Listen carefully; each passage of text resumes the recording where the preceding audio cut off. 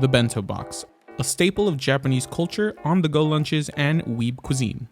Now I'll be showing you how to make Rengoku's bento box from Demon Slayer. Let's begin by making some beautiful, soft-boiled ramen eggs. For this, you're going to want to begin by preparing a marinade.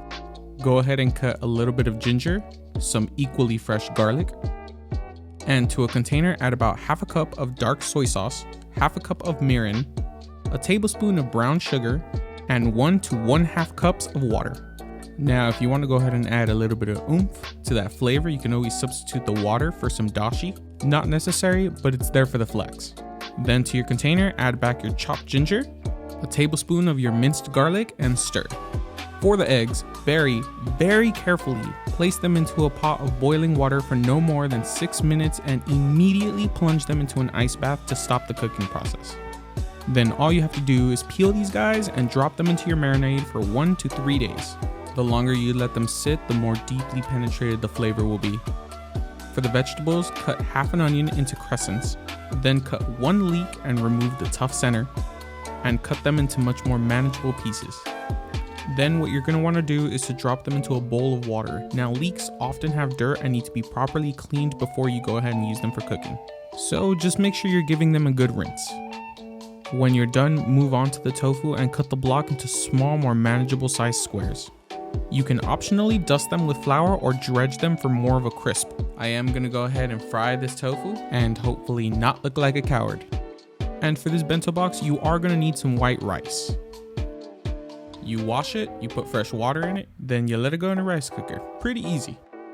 On the stovetop, heat up a pan and drop some oil. Add in your onions and hit it with a pinch of salt.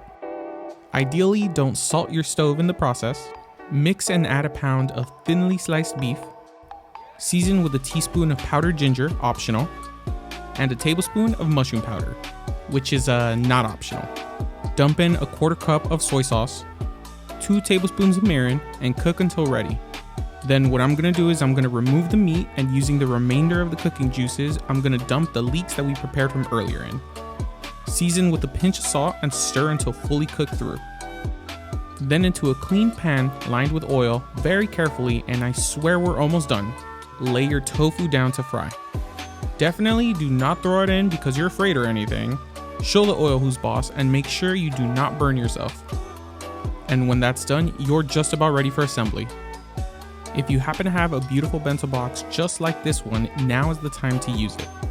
Load in a heaping helping of your onions and beef, followed by a nice pillow of leeks.